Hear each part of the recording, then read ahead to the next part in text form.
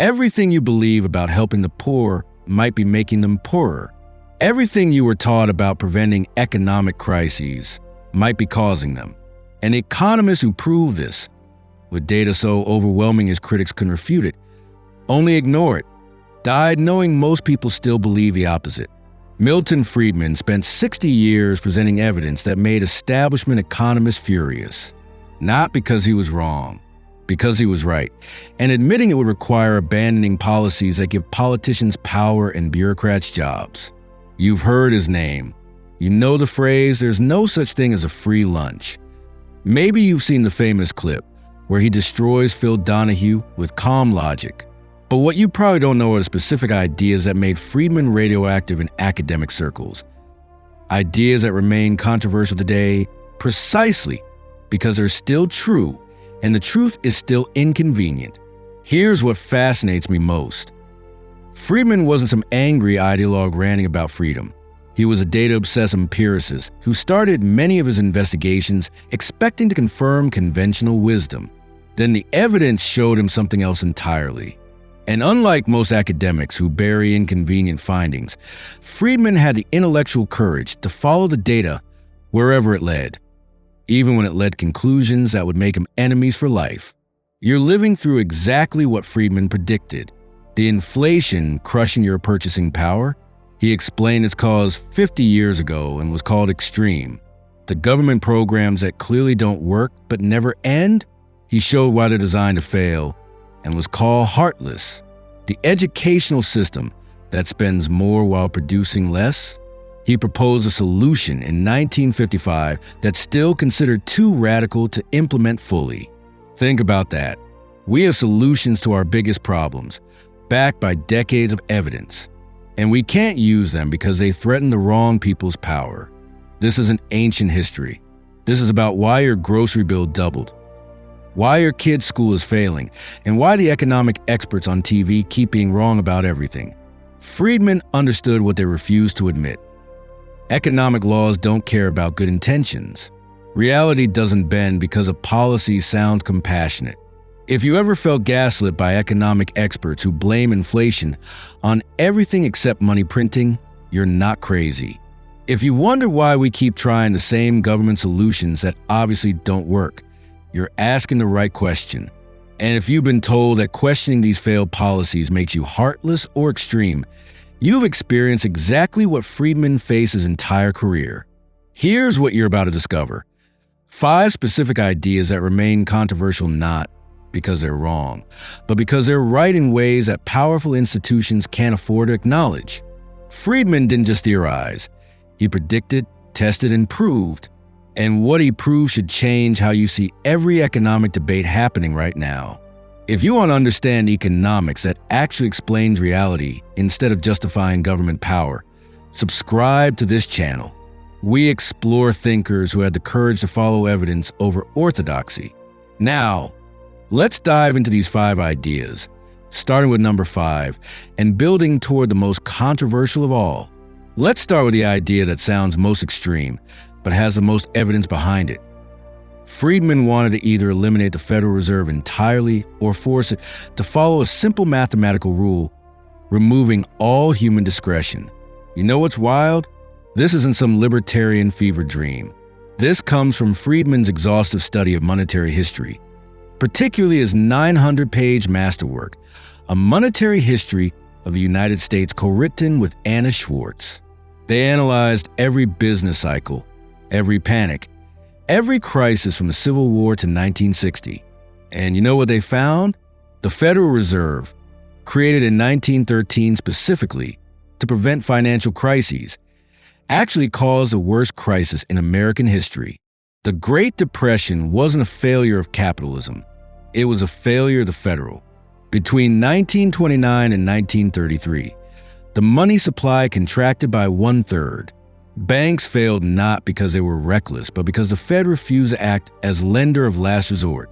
Friedman showed with overwhelming evidence that if the Fed had simply maintained stable money growth, the stock market crash would have been a normal recession, not a civilization-threatening catastrophe. Think about the implications.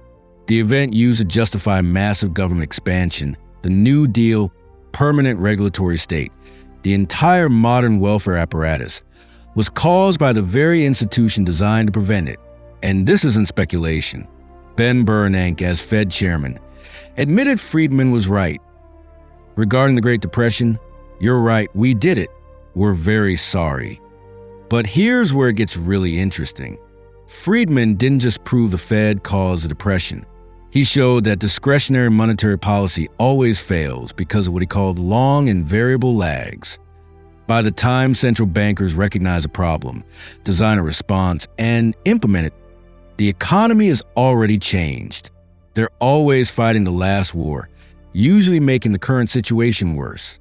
His solution? The Friedman K% rule. Expand the money supply at a fixed rate, say 3% annually, regardless of economic conditions.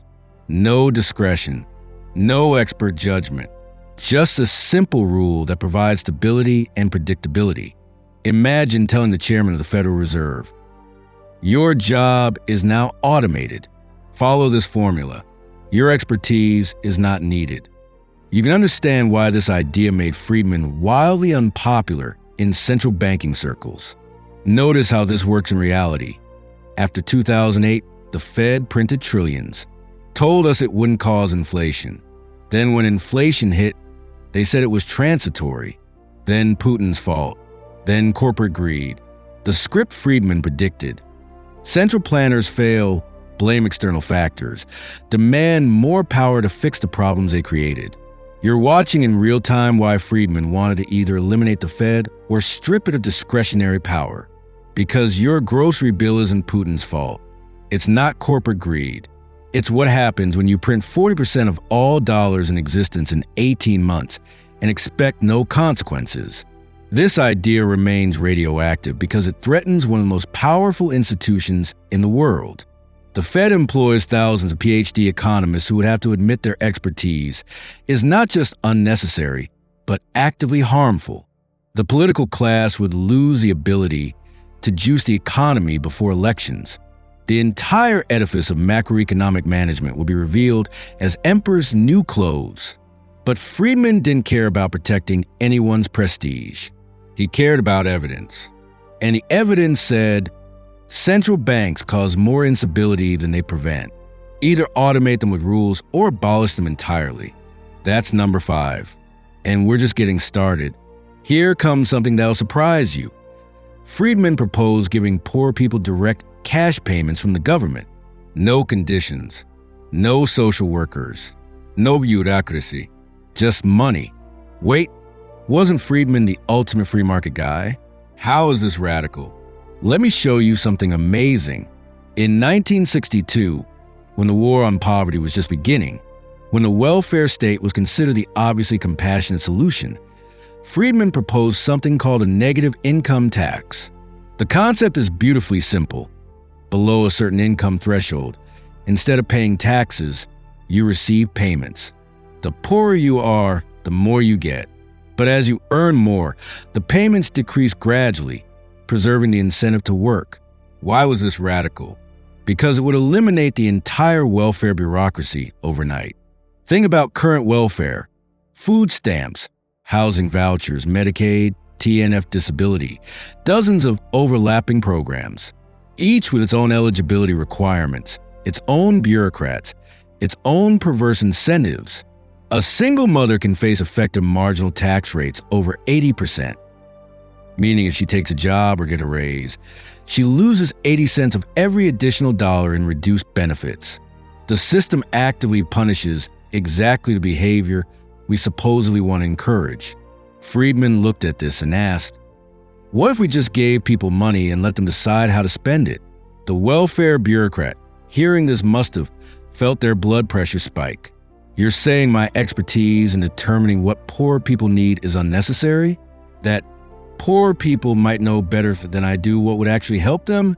That my job is fundamentally patronizing and inefficient? Yes, that's exactly what the evidence shows. Here's what Friedman understood that compassionate bureaucrats refuse to admit. Poverty is primarily a lack of money, not a lack of government experts telling you how to live.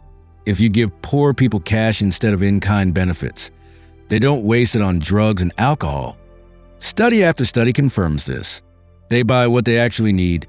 Sometimes food, sometimes car repairs to get to work, sometimes childcare, sometimes education. You know what fascinates me most about this? Friedman proposed it from the right, but modern progressives independently arrived at similar conclusions with universal basic income. They're reinventing Friedman's wheel 60 years later without admitting he was right. But here's the crucial difference. Friedman's version was meant to replace the welfare state, not supplement it. He understood that you can't have both a massive bureaucracy and direct cash transfers. That would just be adding expense on top of expense. The negative income tax was radical precisely because it would eliminate millions of government jobs, entire departments, whole agencies whose existence depends on managing poverty rather than eliminating it. Notice how this works in reality. We spent over $25 trillion on the war on poverty since 1965. The poverty rate is roughly where it started, but the welfare bureaucracy has grown exponentially. Friedman would ask, who's really benefiting from these programs? The poor or the people administering them? This idea remains controversial because it threatens a massive constituency, not the poor, but the poverty industry. Social workers, bureaucrats, academics who study poverty, politicians who campaign on fighting poverty. All would lose their raison d'etre if we actually solved poverty through direct cash transfers. Imagine telling a social worker with a master's degree, your expertise isn't needed. Poor people can manage money themselves. The condescension would be unbearable, but they'll make bad choices. To which Friedman would respond, worse than the choices you're making for them. Show me the evidence. If this kind of evidence-based challenge to sacred cows fascinates you as much as it does me, hit like so more people discover economics that actually works instead of economics that protects bureaucratic jobs. The evidence supports direct cash. The resistance is about power, not compassion. That's number 4. Now we get to an idea that sounds almost anarchistic until you examine who it actually protects. Friedman wanted to eliminate occupational licensing for most professions, not just reduce it, eliminate it. Doctors, lawyers, cosmetologists, florists, fortune tellers. In many states, you need government permission to braid hair for money. Friedman looked at the system and saw not consumer protection, but a cartel using government power to restrict competition and raise prices. Let me show you how radical this is. In the 1950s, about 5% of workers needed occupational licenses. Today, nearly 30%. 1 in 3 Americans needs government permission to work in their chosen field. The explosion happened not because work got more dangerous, but because existing practitioners discovered they could use licensing to limit competition. Here's Friedman's question. Who does this really protect? Take cosmetology. In some states, you need 1,500 hours of training to cut hair legally, more than the training required to become an EMT who saves lives. Does this protect consumers from bad haircuts? Or does it protect established salons from competition by making entry prohibitively expensive? Friedman studied this extensively. He found that in states with stricter licensing, prices were higher but quality wasn't better. The licenses didn't protect consumers. They protected incumbents from competition. It's a cartel given legal authority by the state. You know what's wild? Friedman himself needed a license. When he testified before state licensing boards, he'd point out, I have a PhD in economics. I've won the Nobel Prize. According to your logic, I'm qualified to teach economics. But if I wanted to give paid advice on investing, I'd need a financial advisor license, for which my Nobel Prize doesn't count. Does this make sense? The licensing boards would respond with what Friedman called the public interest fallacy. We're protecting consumers from charlatans. To which Friedman would say, then why do medical licenses protect incompetent doctors? Why can't I sue a licensed lawyer for malpractice as easily as an unlicensed one? If licenses guaranteed competence, we wouldn't need malpractice insurance. Here comes the really interesting part. Friedman wasn't arguing for zero quality control. He distinguished between certification and licensing. Certification means private organizations can test and verify skills. Think good housekeeping seal of approval. Anyone can claim to be certified or not. Consumers can choose based on that information. Licensing means government makes it illegal to work without permission. That's completely different. That's using state violence to enforce cartel. Imagine this scenario. You're a talented hairstylist, but you can't afford 1,500 hours of training at $20,000. Should you be banned from cutting hair? Even if customers willingly choose you knowing you're not licensed? Friedman would say no. That's the customer's choice to make, not the government's. Notice how this works in reality. During COVID, many states temporarily suspended licensing requirements for out-of-state doctors to handle the emergency. Guess what? Quality didn't collapse. The sky didn't fall. Competent doctors from other states could suddenly practice, and patients benefited from more available care. The licensing requirements that were supposedly essential for safety turned out to be bureaucratic barriers that could be eliminated overnight without consequence. The moment the emergency ended, the licenses came back, not because they're necessary, but because they protect the economic interests of those already in the profession. This idea remains controversial because it threatens every professional guild in America. The American Medical Association, the American Bar Association, every trade union, every professional organization that uses licensing to restrict supply and raise prices for their members, all would lose their government-enforced cartels. Friedman was essentially telling doctors, you're not special. You don't deserve government protection from competition. You can imagine how popular that made him at medical conferences. But here's the thing, the evidence supports him. Cross-state comparisons, historical analysis, international data, all show that strict licensing raises prices without improving quality. The only people it clearly helps are existing practitioners who face less competition. That's number 3. We're approaching the ideas so controversial they can still end political careers. In 1972, when Nixon was launching the war on drugs, when tough on crime was bipartisan consensus, when even suggesting drug legalization would end your political career, Milton Friedman said we should legalize all drugs, not decriminalize, not medical marijuana. All drugs, completely legal, regulated like alcohol. Let that sink in. Friedman wanted heroin legal, cocaine legal, everything. At the height of the drug panic, he took the most politically toxic position imaginable. Why? Because the evidence showed prohibition causes more harm than the drugs themselves. Friedman had watched alcohol prohibition. He'd seen how banning alcohol didn't stop drinking but did create massive criminal organizations, corrupted law enforcement, filled prisons, and killed thousands through poisoned bootleg liquor. When prohibition ended, consumption didn't skyrocket. The mafia lost its primary revenue source. Violence declined. Quality improved because legal manufacturers had reputations to protect. Then he watched the exact same pattern repeat with drug prohibition. And he asked, why are we making the same mistake twice? Here's what fascinates me most about Friedman's position. It wasn't based on libertarian philosophy about individual rights, though he believed that too. It was based on cold empirical analysis of consequences. Prohibition of drugs leads to massive criminal organizations with billion-dollar revenues. Mexican cartels didn't exist before drug prohibition. We created them by making drugs illegal and thereby enormously profitable. Every dollar you spend on the war on drugs is a dollar funding the cartels. It leads to overwhelmed prisons filled with nonviolent offenders. We incarcerate more people per capita than any nation on earth, mostly for drug offenses. Friedman would ask, is this reducing drug use? Or is it just destroying lives and families while accomplishing nothing? It creates corrupted law enforcement and foreign policy.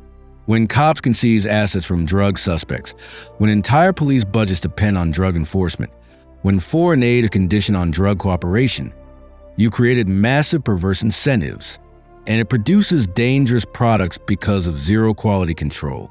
Legal drug manufacturers have to maintain quality or they lose customers. Illegal drug dealers have no such incentive. People die from fentanyl-laced drugs because prohibition eliminates quality assurance.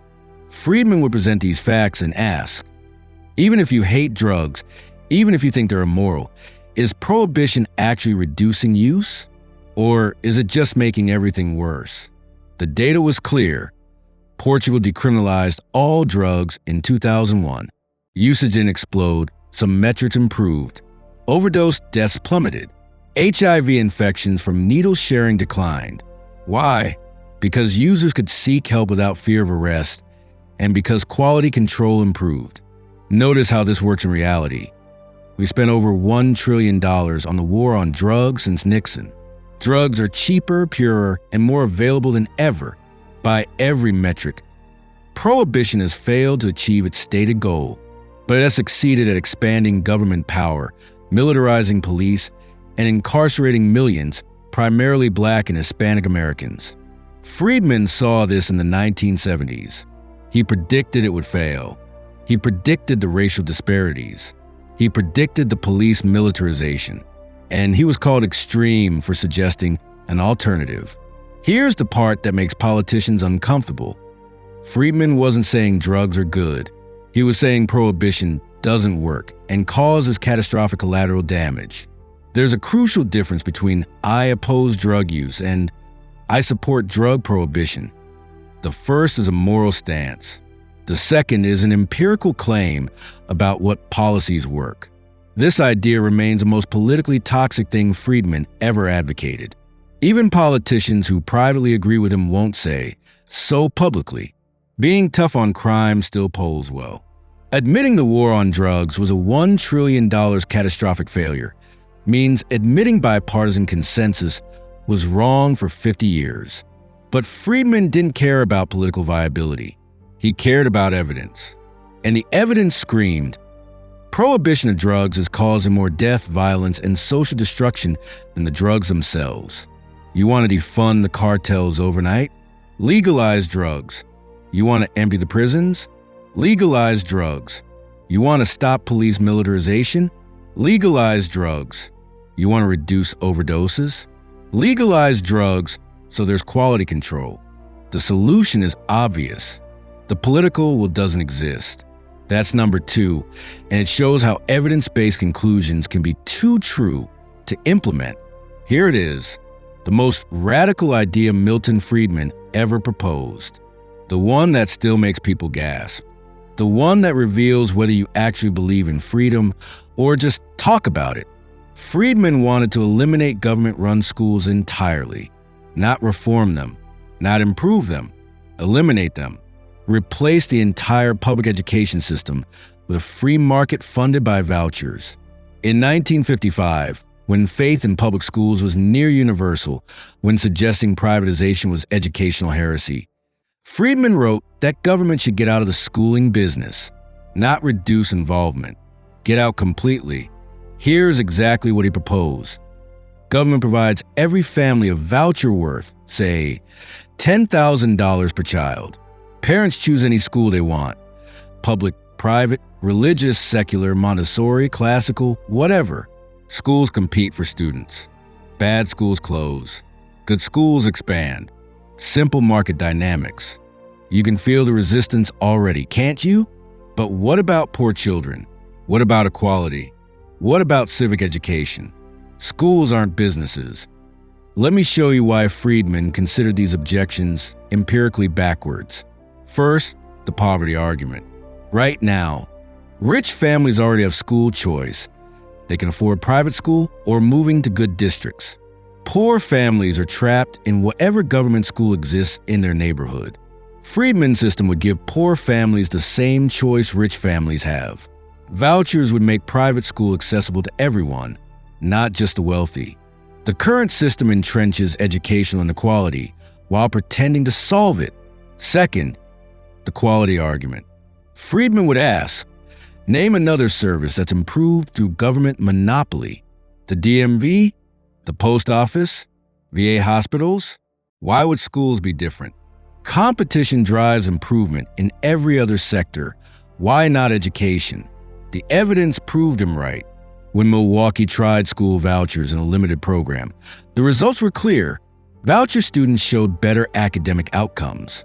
The public schools that faced competition improved because they had to. Even students who stayed in public schools benefited because their schools had to compete. But here's what really made this idea radioactive: teachers' unions. Friedman was proposing to eliminate their guaranteed funding and captive customer base. Instead of government automatically sending students and money to public schools regardless of performance, parents would choose. Bad teachers would lose jobs. Failing schools would close.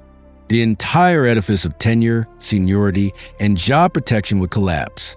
Imagine telling the National Education Association, "Your members will now have to earn students by providing value, just like every private sector worker." The screaming would be deafening. Notice how this works in reality. We've increased per pupil spending in inflation-adjusted dollars by over 200% since 1970. Test scores are flat or declining. The system is clearly not working. But proposing fundamental change, actual market competition, is still considered too extreme. Friedman would point out, "We trust parents to choose their child's food, clothing, doctor, and religion, but we don't trust them to choose their child's school." Why? Because bureaucrats and unions know better what's good for your children than you do? The argument against school choice always reduces to, parents are too stupid to choose well, so experts must choose for them. Friedman found this profoundly anti-democratic and empirically unsupported. Parents choosing badly would learn and adjust, just like consumers do in every other market. And even imperfect parental choice would be better than bureaucratic assignment. Here's the devastating part. Charter schools and voucher programs work everywhere they're tried. The evidence is overwhelming. New Orleans after Katrina, Washington, D.C., Sweden system. Competition improves outcomes.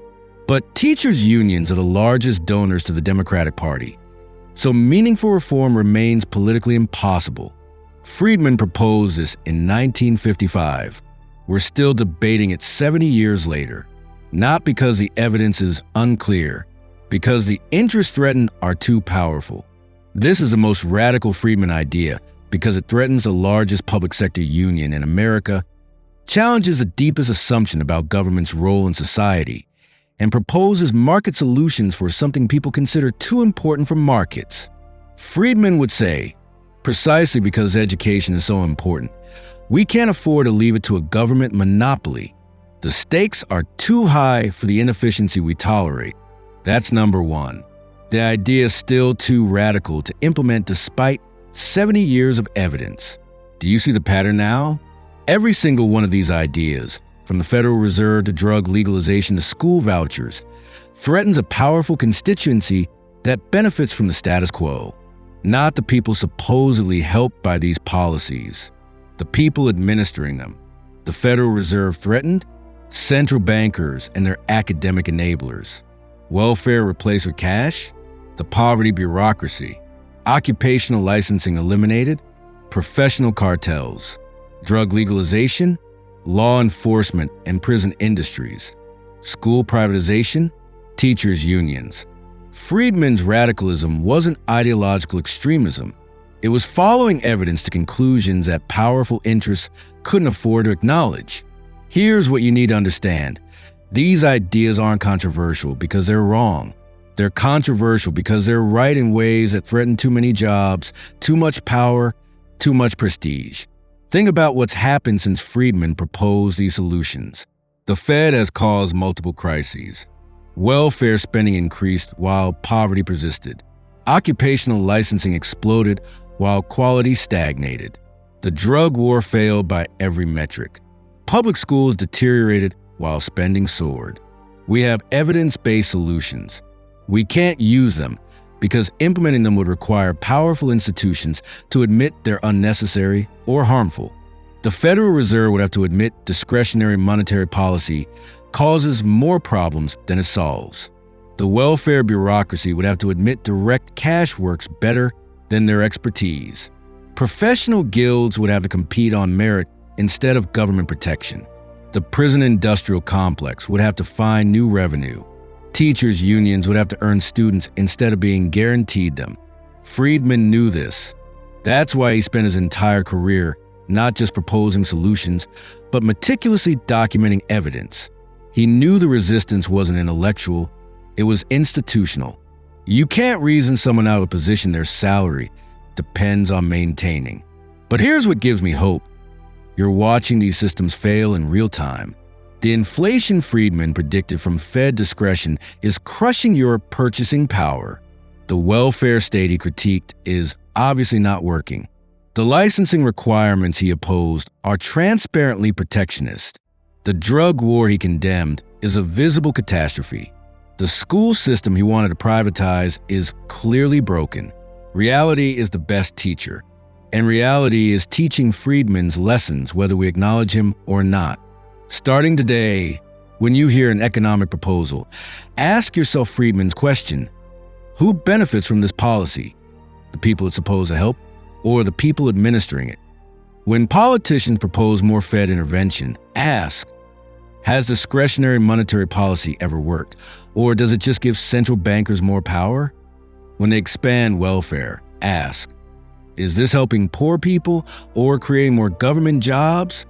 When they defend occupational licensing, ask, is this protecting consumers or protecting established businesses from competition? You don't need to be an economist to apply Friedman's methodology. You just need to look at evidence instead of intentions. Does the policy work? Not, does it sound compassionate? Not, is it well-intentioned? Does it actually achieve its stated goal? In the coming months, watch how defenders of failed policies respond to evidence. They'll attack Friedman's motives, not his data. They'll call his ideas extreme, not wrong. They'll question his compassion, not his conclusions. This is how you know the evidence is against them. When someone tells you we need more government involvement in education, ask them, why has increased spending not improved outcomes? When they say we need tougher drug laws, ask, has prohibition reduced drug use? When they defend Fed policy, ask, why didn't they see this inflation coming? The questions answer themselves. Friedman gave you the framework to see through the official narratives. Use it. Your purchasing power, your children's education, your freedom. They all depend on enough people asking evidence-based questions instead of accepting compassionate-sounding promises. There's something Friedman said that I can't forget. One of the great mistakes is to judge policies and programs by their intentions rather than their results. Do you feel the weight of that truth? Do you recognize how it changes everything about how you evaluate what politicians promise versus what they deliver? Imagine your life 6 months after you start applying Friedman's methodology. You won't be perfect. Friedman never promised perfection, but you'll see clearly. When they tell you inflation is Putin's fault, you'll know it's money printing. When they say we need more education spending, you'll ask why the last spending increase didn't work. When they promise compassionate solutions, you'll ask for evidence of results. And when people call you extreme for asking these questions, you'll recognize what Friedman recognized. Resistance to evidence-based thinking comes from those whose power depends on evidence-free policy. This channel exists to discover together the wisdom of thinkers like Milton Friedman, people who had the courage to follow data over consensus, evidence over authority, truth over comfort. Friedman faced the same institutional pressure to conform that you face today. He chose differently. You can too. Subscribe if you want to continue this journey of economic clarity. In the next video, we'll explore Thomas Sowell's most devastating arguments against public policy, the ideas that explain exactly why good intentions produce terrible results. See you there. And meanwhile, may evidence guide you more than ideology, may reality teach you more than rhetoric, and may you have the courage to see what Friedman saw, that the emperor has no clothes and someone needs to say it.